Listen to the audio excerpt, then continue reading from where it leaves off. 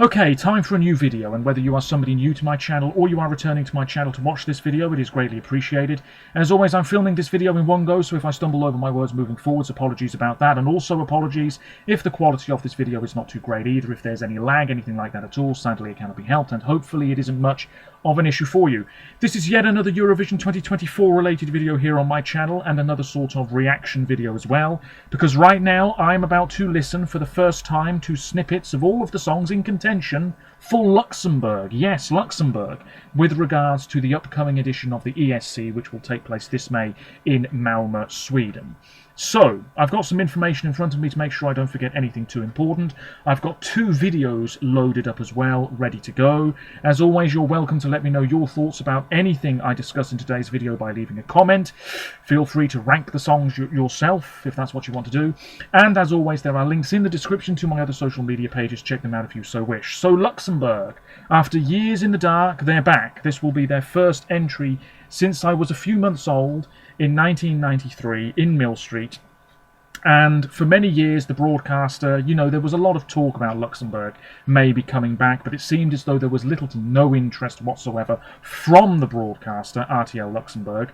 But then out of the blue a few months ago, they said, yes, we're coming back. We're organising a national final. We're ready for this. So we're about to find out if they're going to deliver the goods or not with their national final setup, which is imaginatively called Luxembourg Song Contest. Now, I'm looking here. Luxembourg have competed 37 times, apparently. They were there right at the start in Lugano in 1956. They've won 5 times. Very few countries can better that.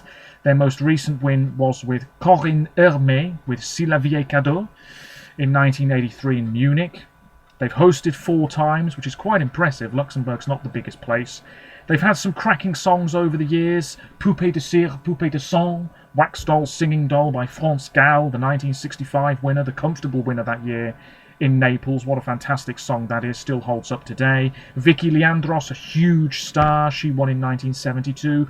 Anne-Marie David in 1973 on home soil. Tu te reconnaîtras, big win that was. We've also had Baccarat. We've had Plastic Bertrand, who had Saplan pour moi, not at Eurovision, but that's one of their other songs. Lara Fabian, big star, she was there in 1988.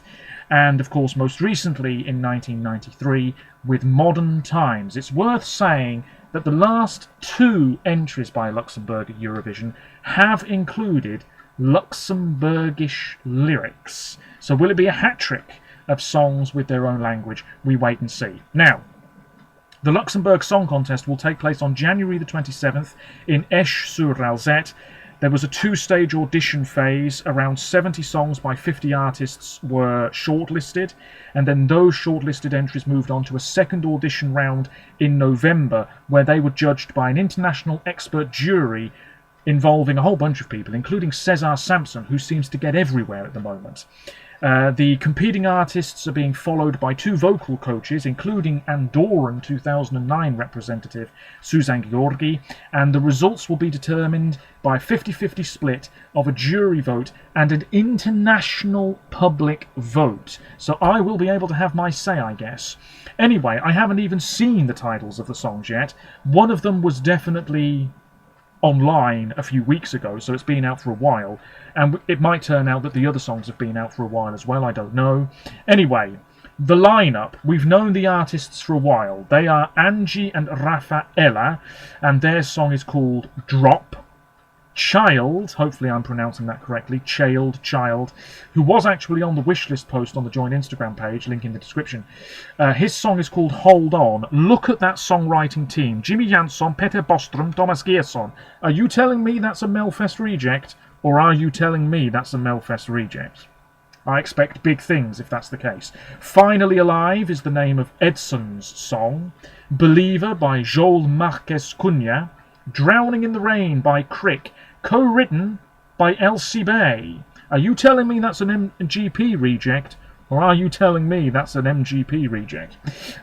Paumé sur Terre by Naomi Aye, who I believe is the 16-year-old. She was on The Voice Kids in France, did a cover of Bohemian Rhapsody, I think. Millions of views, if that's the person I'm thinking of. We have Devil in the Detail by One Last Time, and Fighter by Tally. Yes, indeed. Well, let's give these songs a bit of a listen.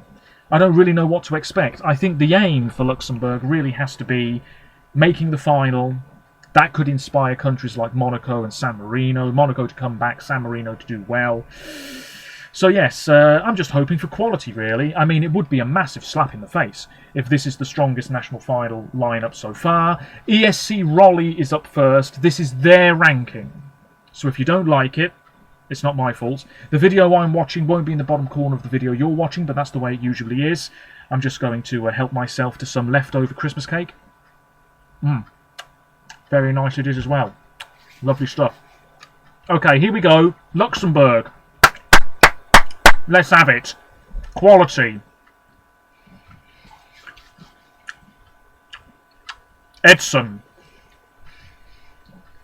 This is the song that's been out a while. Finally Alive. Bit of a funky number. Yeah.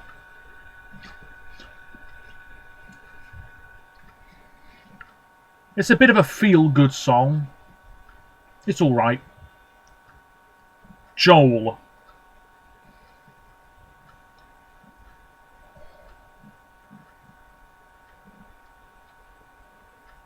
Well, that's not bad. That reminds me a little bit of Don's song, which is in the Latvian selection, actually. Yeah, seems like stirring stuff. One last time. Okay. Light metal. Devil in the detail. Had a touch of the Smash Into Pieces about it, that song. Next up is the female duo.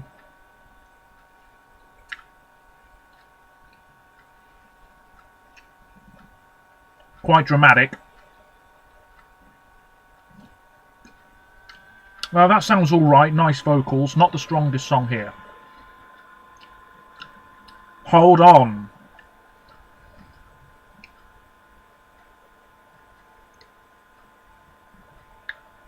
Oh, God.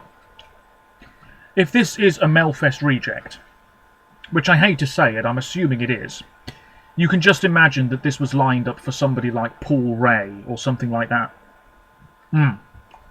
This isn't bad from Child.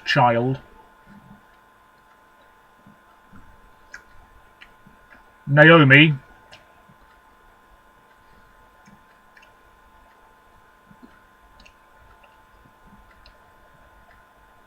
Sing It Girl.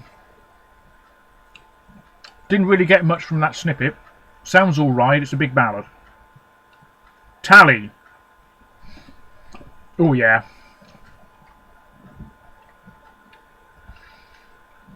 Ooh. Seems quite playful. Quite cheeky. That's not bad. This is a pretty decent batch. Crick.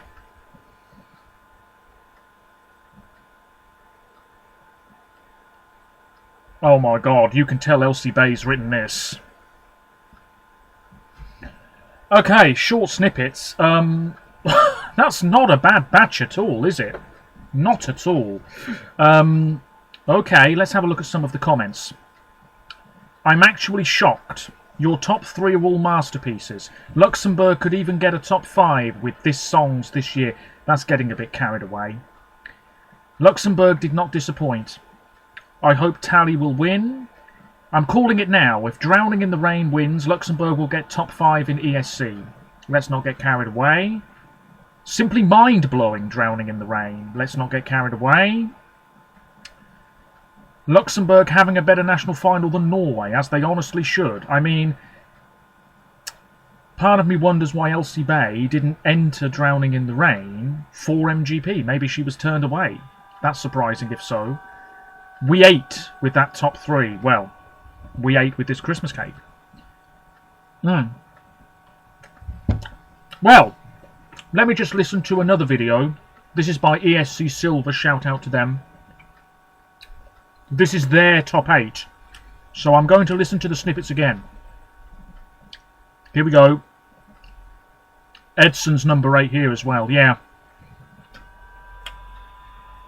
It's quite up-tempo, but it's not very original, I'm afraid to say.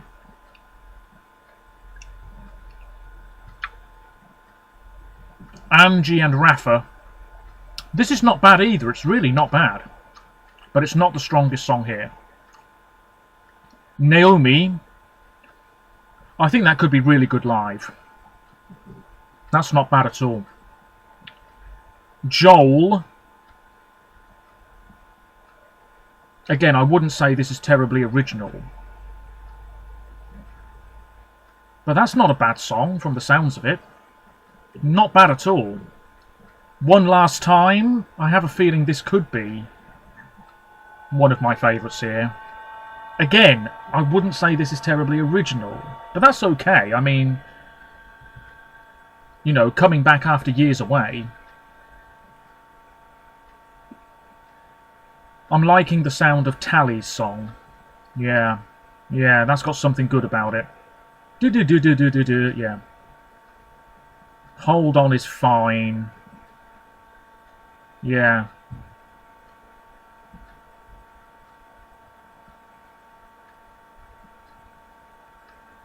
Drowning in the Rain, absolutely, I think could be a qualifier at Eurovision, but like I said, I'm not getting carried away here. There's a long way to go until we have the full lineup, and we don't even know if Crick is going to win the Luxembourg selection. Looking at the comments, everybody's wetting themselves with excitement. The level of these songs is just crazy. Well, I'm not, you know, falling out of my chair about this, but I'm impressed.